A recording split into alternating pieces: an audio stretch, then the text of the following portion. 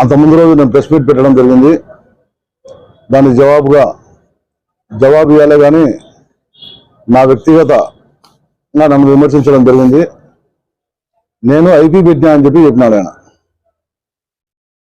ముందు నా చరిత్ర ఏందో తెలుసుకోవాలి. ఈ అబ్బాయి నా సర్వీస్ ఎంత లేదు, అతని ఏజ్,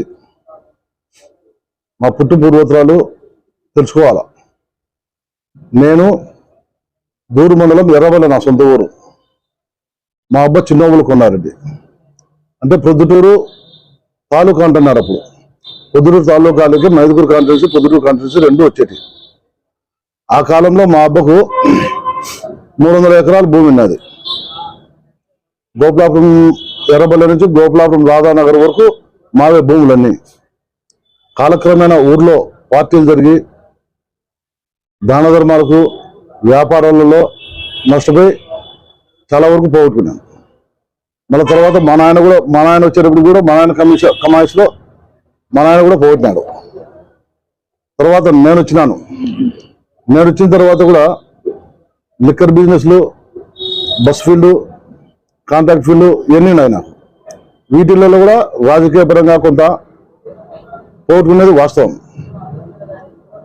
పోగొట్టుకున్నామే కానీ ఒక్క నయా పైసా ఎవరికే కానీ అమ్మలే.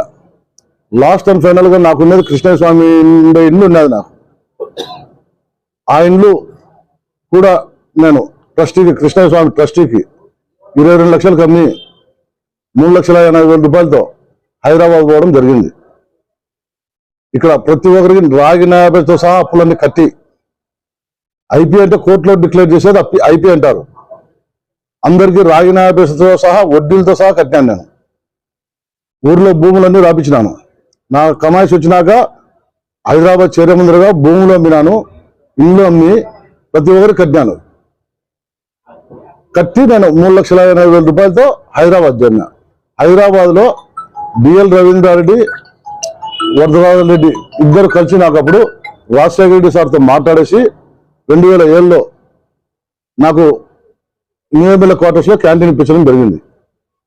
బౌలు కష్టపడి అందులో అప్పుడు కూడా ఏమనుకున్నా ప్రొద్దుటూరులో ఉంటే మా పిల్లలు చదువుకు ఆటంకం కలుగుతామనే ఉద్దేశంతో పిల్లల చదువు కోసం అని చెప్పేసి నేను హైదరాబాద్ పోయడం జరిగింది.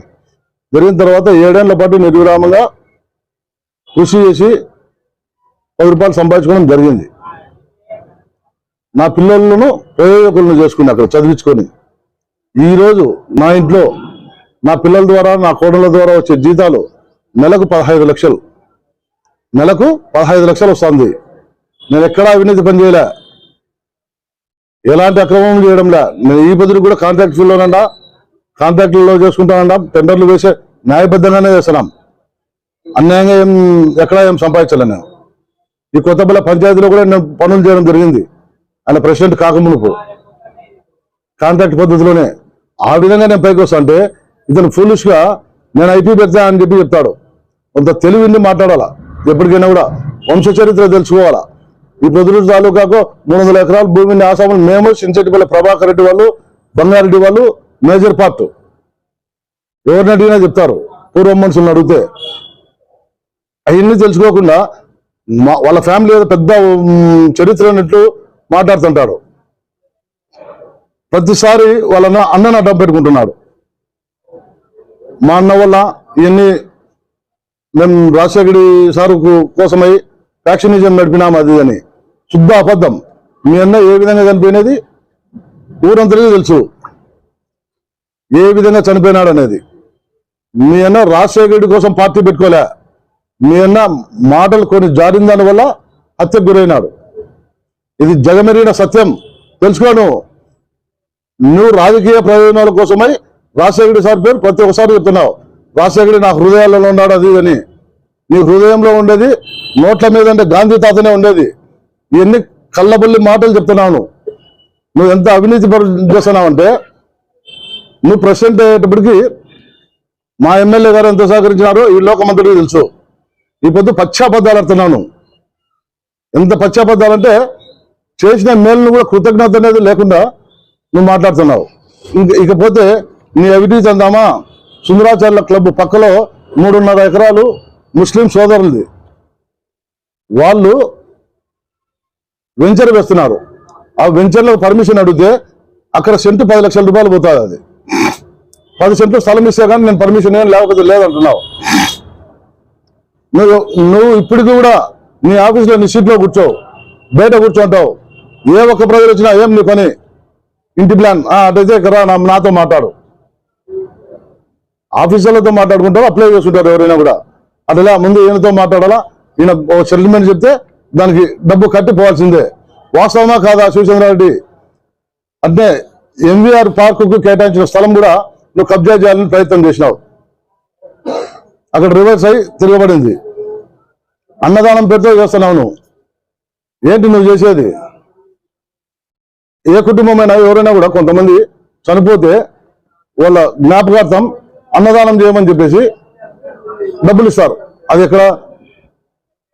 వేరే వృద్ధాశ్రమంలో. అక్కడ నీవు వాళ్ళు వచ్చి అడుగుతానే నేను పెడతా అని చెప్పేసి వాళ్ళతో డబ్బులు తీసుకొని 10 రూపాయలు మళ్ళీ టికెట్ రాబట్టుకున్నాను. ఇది నీ వ్యాపారం. ఇంకోటి, కొంతమంది అంత నీ దగ్గరకు వచ్చిన ప్లాన్ల కోసం కానీ ఇంకొకరు కానీ చిన్న పని కానీ వస్తే నువ్వు చేసే పని ఏంటి? నేను అన్నదానం చేస్తాను, దానికి 10 మూటలు బియ్యమి, 20 మూటలు బియ్యమి అని ఇటువంటి వ్యాపారం చేసినావు నువ్వు. నీకు పేరు గొప్పగా ఉండాలని చిన్న పని చేసి పెద్దగా రావాలని ఆలోచన చేస్తావు. దాంట్లో కూడా వ్యాపారాన్ని ఎత్తుకుంటావు, నువ్వు డబ్బు ఆదాయం కోసం ఎత్తుకుంటావు. ఇకపోతే కొన్ని సమస్యల వల్ల నువ్వు అవినీతి పనులు ఎక్కువగా చేస్తుంటే మా ఎమ్మెల్యే గారు పిలిచి నిన్ను దండించడం జరిగింది. ఈ విధంగా అయితే చెడ్డ పేరు వస్తుంది, ఇది పరిస్థితి. ఆ పద్ధతి నుంచి నువ్వు విభేదించి పక్కన ఉన్నావు.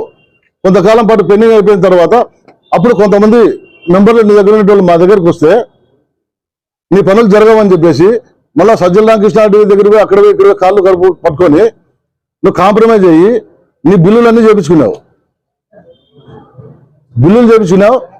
మళ్ళీ సెక్రటరీని మార్చాలంటే మార్పించుకున్నావు.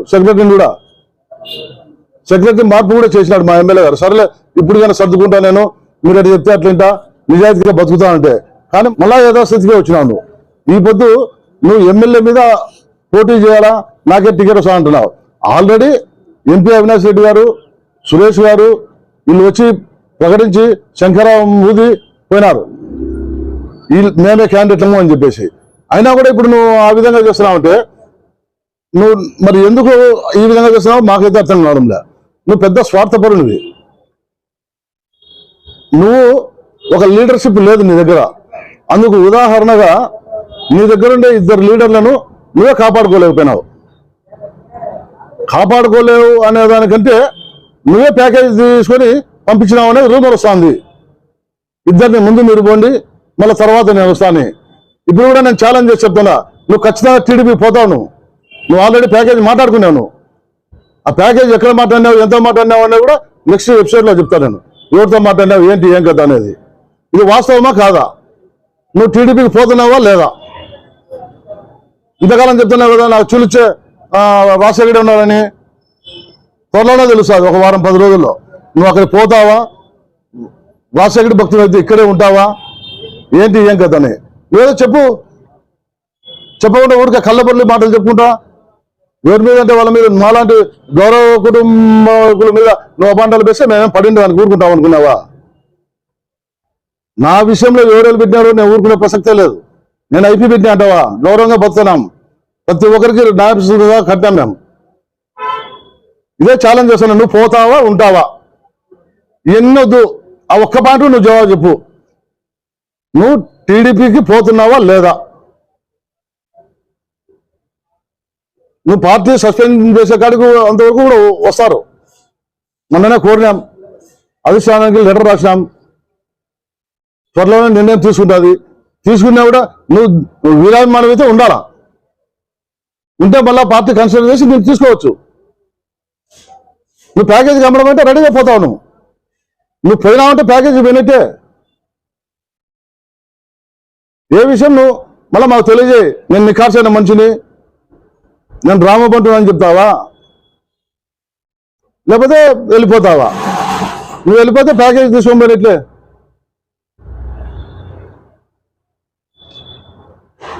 ఇంకొక పెద్ద అవినీతి ఉంది ఈయనలో. ఈయన ప్రభుత్వాలనే మోసం చేసినాడు, ఇంతవరకు వ్యక్తులను మోసం చేస్తూ వచ్చినాడు. తనను కొంతమంది బినామీ పేర్లు పెట్టి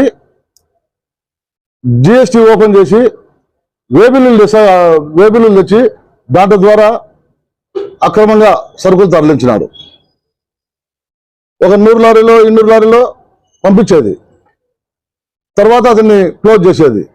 వాళ్ళు జిఎస్టీ వాళ్ళకి వస్తాదని చెప్పేసి అది క్లోజ్ చేస్తారు. వాళ్ళు క్లోజ్ చేసిన తర్వాత అట్లా నీ దగ్గర ఉండేటోళ్ళు 5-6 మంది వ్యక్తులు కనపడకుండా పోయినారు. ఇప్పుడు ఊరు ఇచ్చిపెట్టిపోయినారు. నెక్స్ట్ చెప్పమంటే వాళ్ళ పేర్లు కూడా చెప్తా, నువ్వు దీనికి కూడా సమాధానం చెప్పు. వేబిల్లులు నువ్వు ప్రయత్నం చేసినావా లేదా, నువ్వు అవినీతి చేసినావా లేదా, అది కూడా చిట్టా ఇప్పుదాం. ఇప్పుడే ఆల్రెడీ ఎంక్వైరీలో దశలో ఉంది, అది స్టార్టింగ్ లో ఉంది. నీ పక్కన ఇప్పుడు ఒక వ్యక్తి ఉన్నాడు, ఆ వ్యక్తి పేరు మీద కూడా పెట్టినావు. అతను గతి లేక ఉన్నాడు, బయటికి పోయినా కూడా ఖర్చులు కూడా లేదు అతనికి. ఇంకోటి కూడా మా అన్న అంటున్నావు కదా, మీ అన్న కొడుకు నువ్వేం న్యాయం చేసినావు? మీ అన్న కొడుకు చాలా దారుణమైన పరిస్థితులు ఉన్నాడు ఫైనాన్షియల్ గా. నువ్వు మొన్న పోటీ చేసినప్పుడు నీ కొడుకు కాకుండా నీ అన్న కొడుకు నువ్వు ఎందుకు పెట్టాను? మీ అన్న పేరు ఆమె చెప్తుంటావే బజార్లలో, నువ్వు ఎందుకు నువ్వు పెట్టలేదా మీ అన్న కొడుకును? ఏం మీ అన్న కొడుకు సమర్థుడు కాదా? మీ అన్న కొడుకుని పైకి తీసుకురావచ్చు కదా. పేరుకేమో అన్నను ఉపయోగించుకుంటావు, ఉపయోగించుకున్నావు బాగానే ఉంది. మరి అన్న కొడుకు ఏమో చేయాలి కదా, ఏమి ఎందుకు నన్ను నిలబెట్టలేకపోయినావు? అంటే అట్లా కుటుంబంలో ఎవరు పైకి ఎదుగు కాకూడదు, నువ్వు నీ కుటుంబం మాత్రమే ఎదగాల, ఇతరులు ఎదగకూడదు. ఇది నీ పాలసీ. కాబట్టి పేపర్ ఏదైనా స్టేట్మెంట్ ఇచ్చేటప్పుడు జాగ్రత్తగా చూసి సార్లు ఎవరి మీదైనా కూడా